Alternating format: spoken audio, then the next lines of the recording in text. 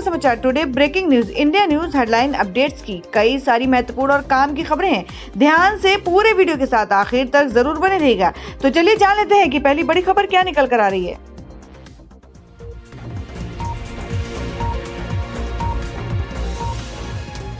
तो दोस्तों पहली बड़ी खबर में बता दें कि आम आदमी पार्टी के विधायक का बड़ा खुलासा, केजरीवाल ने 10 करोड़ में बेचे हैं टिकट। जी हाँ दोस्तों, हम बात कर रहे हैं द्वारका से। आम आदमी पार्टी आपके विधायक आदर्श शास्त्री ने शनिवार को मुख्यमंत्री अरविंद केजरीवाल पर 10 से 20 करोड़ रुपए देकर दिल्ली विधानसभा चुनाव टिकट बेचने का गंभीर आरोप लगाया है।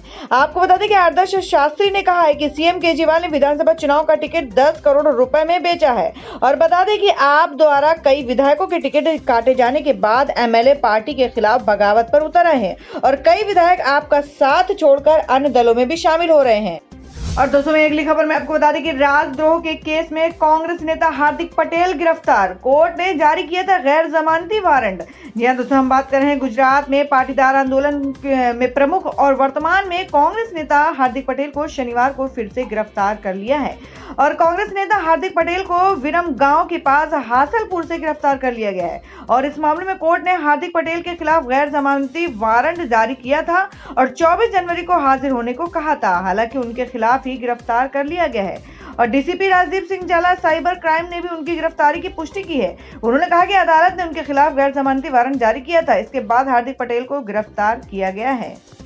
और दोस्तों मैं आपको बता दें कि ओवैसी को आना था, इसलिए बीजेपी को नहीं दी रैली की अनुमति। सांसद बोले हम क्या पाकिस्तान चले जाएं। जी दोस्तों, आपको बता दें कि तेलंगाना के निजामाबाद में बीजेपी समर्थक उस समय भड़क गए जब पुलिस ने उनको रोड शो करने से रोक दिया। इस कार्रवाई के बाद पुलिस और बीजेपी नेताओं में तनातनी की स्थिति पैदा हो गई। और आपको बता दें कि ट्विटर पर अपना गुस्सा जाहिर करते हुए निजामाबाद के बीजेपी सांसद अरविंद धर्मापुरी ने इस पूरी घटना का वीडियो शेयर किया है, जिसमें वह फोन पर कमिश्नर के साथ बहस करते दिखाई दे रहे हैं। दरअसल पुलिस ने सांसद अरविंद धर्मापुरी और हैदराबाद के गोशामहल सीट से बीजेपी विधायक राजा सिंह को रैली निकालने की इजाजत नहीं दी। इसके बावजूद अरविंद धर्मापुरी और राजा सिंह ने रोड शो निकाला। इसकी जानकारी पुलिस को मिली तो रैली को रुकवाने के लिए मौके पर भारी पुलिस बल पहुंचा गया था।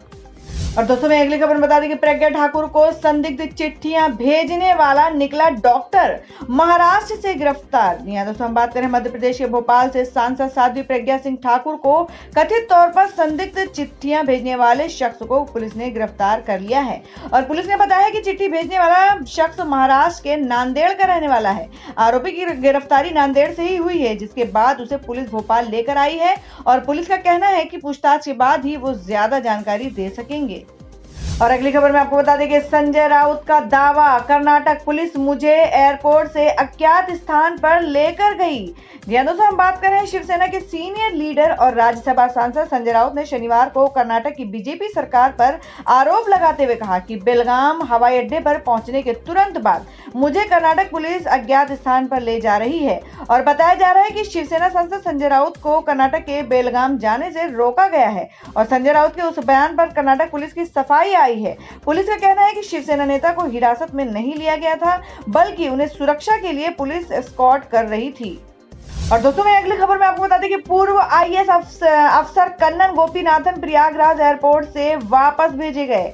जी हाँ दोस्तों, हम बात कर रहे हैं पूर्व आईएएस अफसर कन्नन गोपीनाथन को शनिवार को उत्तर प्रदेश के प्रयागराज एयरपोर्ट पर हिरासत में ले लिया गया। और गोपीनाथन नागरिकता कानून और एनआरसी पर चर्चा को लेकर होने वाली एक सभा में भाग लेने के लिए शनिवार दोपहर यहां पहुंचे थे। और आपको बता दें गोपीनाथन को पुलिस ने एयरपोर्ट पर ही रोक लिया और कहा कि आपको भीतर शहर जाने की इजाजत नहीं दी जाएगी।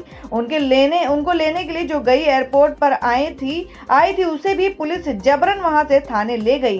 कन्नन ने ट्वीट कर खुद को डिटेन किए जाने की जानकारी दी है। और दोस्तों बता दें कि समाजवादी पार्टी में शामिल हुए हिंदू युवा वाहिनी नेता सुनील सिंह, कहा सीएम योगी युवाओं के सपनों के हैं हत्यारे। जी हाँ दोस्तों, हम बात कर रहे हैं उत्तर प्रदेश के राजधानी लखनऊ में शनिवार को समाजवादी पार्टी मुख्यालय पर कई नेता सपा में शामिल हुए हैं, जिसमें हिंदू युवा वाहिनी भारतीय का सपा में विलय हुआ और अध्यक्ष सुनील सिंह ने समाजवादी पार्टी ज्वाइन की और साथ ही सीएल वर्मा, दीपक बिंद, बसपा के पूर्व मंत्री रघुनाथ संखवार, गंगाराम पाल और सुरेश रावत सपा में शामिल हुए। इस दौरान सुनील सिंह ने पत्रकारों से बातचीत करते हुए कहा कि मुलायम सिंह यादव के चरणों में नमन करता हूं और साथ ही उन्होंने योगी आदित्यनाथ की सरकार को हत्यारी सरकार बताया। और दोस्तों आपको बता दें कि कमलनाथ सरकार पर बड़ा फैसला, दुष्कर्म और हत्या के पीड़ित को मिलेगी अब आर्थिक मदद। जी हां दोस्तों, आपको बता दें कि मध्य प्रदेश के कमलनाथ सरकार ने एक बड़ा फैसला लिया है। सरकार हत्या और दुष्कर्म के मामले में SC/ST वर्ग के पीड़ितों को आर्थिक मदद देगी और ये जानकारी जनसंपर्क मंत्री PC शर्मा ने शनिवार को प्रेस कॉन्फ्रेंस में दी है। आपको बता दें PC शर्मा की माने तो दुष्कर्म पीड़ितों को 1 से 8 लाख रुपए तक की आर्थिक मदद की जाएगी और वहीं हत्या के मामले में मृतक की पत्नी या अन्य आश्रितों को 5 लाख रुपए की सहायता देने का निर्णय लिया गया है। तो दोस्तों खबरों में आगे बढ़ने से पहले जान लेते हैं आज के माइंड क्विज के सवाल को। आज का सवाल है, आपको बताना है कि तुम मुझे खून दो मैं तुम्हें आजादी दूंगा नारा किसने दिया था। इसका जवाब आपको वीडियो के नीचे कमेंट बॉक्स में देना है और सही जवाब देने वाले को रैंडमली सिलेक्ट किया जाएगा और वो जीत सकते हैं बम्पर पुरस्कार। तो चलिए बढ़ते हैं अगली खबर की ओर। और अब अगली बड़ी खबर में आपको बता दें कि CAA के पक्ष में बोले ग्रेड खली, पाकिस्तान बांग्लादेश से आकर लोग 15-15 बच्चे पैदा करें, ये हिंदुस्तान के लिए ठीक नहीं है। जी हां दोस्तों, हम आपको बता दें कि नागरिकता संशोधन कानून को लेकर देश भर में कई राज्यों में विरोध प्रदर्शन देखने को मिल रहे हैं और दिल्ली के शाहीन बाग में पिछले 1 महीने से महिलाएं इस कानून के विरोध में लगातार धरने पर बैठी हुई हैं।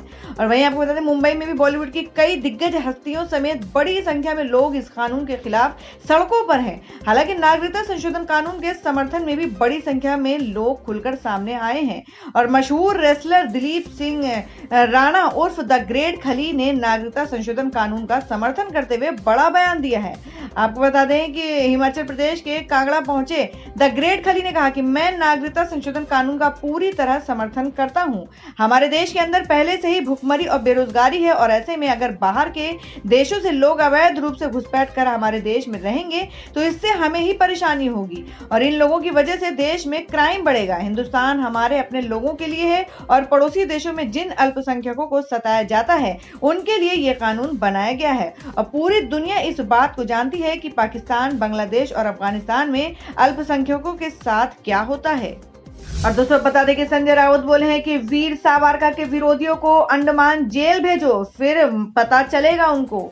जी हां दोस्तों, हम बात कर रहे हैं विनायक दामोदर सावरकर को लेकर अक्सर भारतीय जनता पार्टी और कांग्रेस के बीच मतभेद होते रहे और महाराष्ट्र में शिवसेना कांग्रेस NCP गठबंधन की सरकार है और ऐसे में कभी बीजेपी की सहयोगी रही शिवसेना अब सावरकर को लेकर नाम लेने में हिचकिचाती दिखाई देती है। लेकिन शिवसेना के ही नेता संजय राउत सावरकर के मुद्दे पर खुलकर बोलते हैं, जिस वजह से सीएम उद्धव ठाकरे की मुश्किलें बढ़ जाती हैं। आपको बता दें संजय राउत ने एक बार फिर से वीर सावरकर को लेकर कुछ ऐसा कहा जिसके बाद वह विवाद खड़ा हो गया।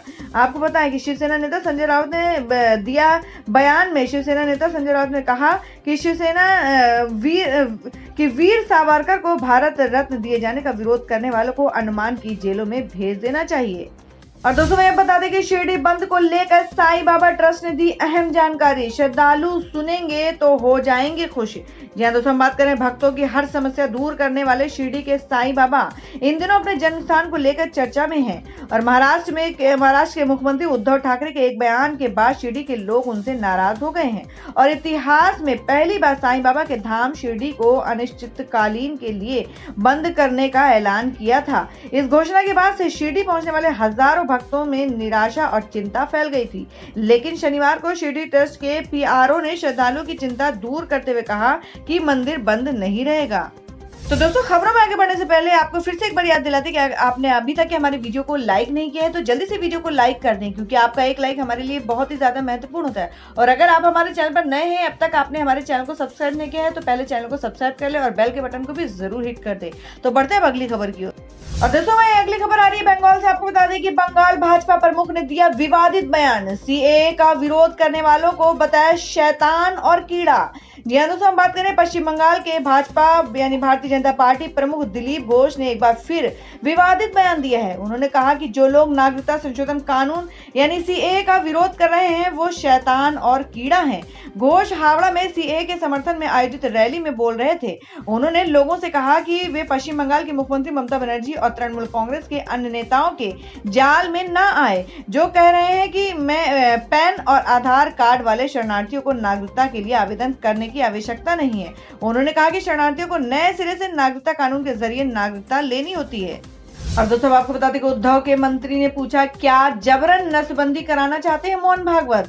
दोस्तों हम बात करें आरएसएस प्रमुख मोहन भागवत के 2 बच्चे वाले कानून के हिमायत को लेकर महाराष्ट्र सरकार में मंत्री नवाब मलिक ने कहा कि इसके क्या नतीजे रहे हैं, इतिहास देख लीजिए। एनसीपी नेता मलिक ने कहा कि क्या वो जबरदस्ती नसबंदी कराना चाहते हैं। नवाब मलिक ने ये भी कहा कि महाराष्ट्र और कई दूसरे प्रदेशों में पहले से जनसंख्या नियंत्रण को लेकर कानून मौजूद है। नवाब मलिक ने शनिवार को कहा कि मोहन भागवत 2 बच्चों का कानून चाहते हैं। उनको पता नहीं कि महाराष्ट्र में पहले से इससे जुड़ा कानून है, कई दूसरे राज्यों में भी कानून मौजूद है। अगर मोहन भागवत जबरन नसबंदी का कानून लाना चाहते हैं तो नरेंद्र मोदी को इस पर कानून बनाने दें।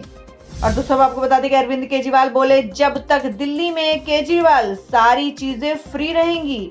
दोस्तों हम बात कर रहे हैं दिल्ली विधानसभा चुनाव को लेकर राजनीतिक पार्टियों को चुनावी प्रचार जोर शोर से शुरू हो गया है और आम आदमी पार्टी ने अपने 70 उम्मीदवारों की लिस्ट जारी कर दी है। उम्मीदवारों के ऐलान के साथ ही पार्टी का चुनाव प्रचार तेज हो गया है और आपको बता दें कि दिल्ली के शकूर बस्ती में आम आदमी पार्टी के उम्मीदवार सत्येंद्र जैन के चुनाव कार्यालय के उद्घाटन के लिए अरविंद केजरीवाल पहुंचे और इस दौरान उन्होंने एक बार फिर से दिल्ली की जनता के सामने वादों की छड़ी लगा दी। अरविंद केजरीवाल ने कहा कि 5 साल पहले दिल्ली की जनता ने उन्हें ईमानदारी के नाम पर वोट दिया था और इस बार हम काम के नाम पर वोट मांग रहे हैं। उन्होंने कहा कि पिछली बार हमें जनता ने वोट दिया, अब हम भरोसा जताया और हमने उनके भरोसे को बनाए रखा। ईमानदारी से काम कर एक एक पैसा बचाया। अब उन्हीं बचे पैसों से हमने महिलाओं की बस यात्रा फ्री की, बिजली और पानी फ्री देने जैसे तमाम सुविधाएं दी। उन्होंने कहा कि हम अपने काम के नाम पर वोट मांग रहे हैं। तो दोस्तों आप लोगों को क्या लगता है कि दिल्ली में केजरीवाल को एक और मौका देना चाहिए या फिर किसी दूसरी पार्टी को एक मौका देना चाहिए? आप अपना सुझाव कमेंट बॉक्स में जरूर दें। तो बढ़ते अगली खबर की। तो दोस्तों अगली खबर आ रही है, आपको बता दें कि ठाकरे सरकार ने बदला फडणवीस का फैसला कि अब मुंबई में 24 घंटे और 7 दिन खुलेंगे पब और मॉल्स। जी हां दोस्तों, हम बात कर रहे हैं महाराष्ट्र सरकार ने पिछले सरकार का फैसला बदलते हुए मुंबई में मॉल्स और पब के खुलने का नया समय तय कर दिया है। आपको बता दें महाराष्ट्र की उद्धव ठाकरे की सरकार ने 2 अहम फैसले किए हैं। राज्य के पर्यटन मंत्री आदित्य ठाकरे ने देवेंद्र फडणवीस सरकार का फैसला बदलते हुए मॉल्स, मल्टीप्लेक्स, पब रेस्टोरेंट को 24 घंटे खोलने का फैसला किया है। आदित्य ठाकरे ने कहा है कि मुंबई में अब 24 घंटे पब, रेस्टोरेंट और मॉल्स खुलेंगे। इसे ट्रायल के तौर पर देखा जा रहा है। दरअसल ठाकरे सरकार पिछली सरकार के फैसलों को बदलने में लगी है और 26 जनवरी से इसका पायलट प्रोजेक्ट पेश किया जाएगा, जिसमें 24 घंटे 7 दिन पब और रेस्टोरेंट खुले रहेंगे। और दोस्तों अगली खबर में आपको बता दें कि किसान क्रेडिट कार्ड से देश के सबसे बड़े बैंक को लगा झटका। जी हां दोस्तों, हम बात कर रहे हैं किसान क्रेडिट कार्ड किसानों के लिए शुरू की गई एक कर्ज योजना है और इस योजना की शुरुआत भारतीय बैंकों ने की थी, जिसके तहत किसानों को बहुत आसानी से 50,000 रुपए से 3 लाख रुपए तक का लोन मिल जाता था। मगर इस योजना के तहत नॉन परफॉर्मिंग एसेट्स यानी एनपीए या फंसे हुए कर्ज में काफी बढ़ोतरी हुई है और इस योजना के तहत देश के सबसे बड़े बैंक एसबीआई के पिछले 3 सालों में एनपीए दोगुने हो गए हैं और इसका एक बड़ा कारण है कि पिछले 4 सालों में विभिन्न सरकारों द्वारा चलाई गई कर्ज माफी योजनाएं।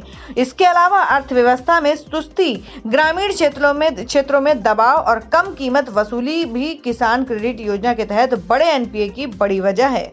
और दोस्तों में अगली बड़ी खबर आ रही है, आपको बता दें कि क्या मुंबई के पहले डॉन करीम लाला से प्रभावित था फिल्म जंजीर का शेर खान। जी हां दोस्तों, हम बात कर रहे हैं जंजीर फिल्म। जिन लोगों ने देखी है वे अभिनेता प्राण के उस किरदार को भला कैसे भूल सकते हैं जिसमें वे शेर खान बने थे। और आपको बता दें कि जंजीर फिल्म की सफलता में शेर खान का भी बड़ा योगदान था। ये वही फिल्म थी जिसने अमिताभ बच्चन की एंग्री मैन की इमेज को गढ़ा था। और आपको बता दें कि 70 के दशक में आई फिल्म जंजीर जबरदस्त ब्लॉकबस्टर ब्लॉकबस्टर साबित हुई थी और इस फिल्म में शेर खान के रोल को चरित्र अभिनेता प्राण ने अपनी अभिनय प्रतिभा से ऐसे तराशा था कि उन पर फिल्माया गया यारी है ईमान मेरा यार मेरी जिंदगी गाना आज भी दोस्ती का मिसाल पेश करने का सबसे अच्छा जरिया माना जाता है। लेकिन शायद कम ही लोगों को मालूम होगा कि शेर खान का ये किरदार रियल डॉन करीम लाला से काफी हद तक प्रभावित है। यानी करीम लाला यानी मुंबई का पहला डॉन 60 और 70 के दशक में डॉन करीम लाला की मुंबई पर हुकूमत थी। उसे फिल्मों का शौक था और इसी वजह से करीम लाला ने मुंबई की तरफ रुख किया। करीम लाला 1911 में अफगानिस्तान के कुनार प्रांत में पैदा हुआ था। करीम लाला 21 साल की उम्र में पाकिस्तान से मुंबई आया और उसने गैर कानूनी धंधे शुरू कर दिए थे और उसने अपने जुर्म की शुरुआत शराब और जुआ के अड्डों से की। उसके बाद वह तस्करी के धंधे में उतर गया। और आपको बता दें कि करीम लाला के बारे में कहा जाता है कि वह एक उसूल पसंद व्यक्ति था। गंगूबाई काठियावाड़ी जो कि एक महिला डॉन थी उसे करीम लाला ने अपनी बहन बना लिया था क्योंकि उसके गैंग के एक गुर्गे की गंगूबाई के साथ कथित तौर पर रेप किया था और करीम लाला के गैंग का नाम पठान गैंग था। पहले दाऊद इब्राहिम अंडरवर्ल्ड डॉन बनने से पहले करीम लाला के गैंग का हिस्सा था, लेकिन दाऊद की हरकतों की वजह से करीम लाला ने उसे बाहर का रास्ता दिखा दिया। और आपको बता दें कि दाऊद ने एक बार फिर उसके क्लब में हंगामा किया तो करीम लाला को ये बात इतनी खराब लगी कि उसने दाऊद की इस कदर पिटाई की वह अधमरा हो गया। और दोस्तों बता दें कि गुहा ने कहा कि वाम दलों के पाखंड के चलते देश में हिंदुत्ववादी ताकतें मजबूत हुई हैं। हम बात कर रहे हैं भाजपा प्रधानमंत्री नरेंद्र मोदी के कट्टर आलोचक और जाने माने इतिहासकार रामचंद्र गुहा ने वामपंथी दलों को निशाने पर लिया है। गुहा का कहना है कि वाम दलों के पाखंड के चलते ही देश में हिंदुत्ववादी ताकतों को मजबूती मिली है और वाम दलों को भारत से ज्यादा दूसरे देशों में लगाव है। उन्होंने कहा कि राहुल गांधी में नेतृत्व करने की क्षमता नहीं है।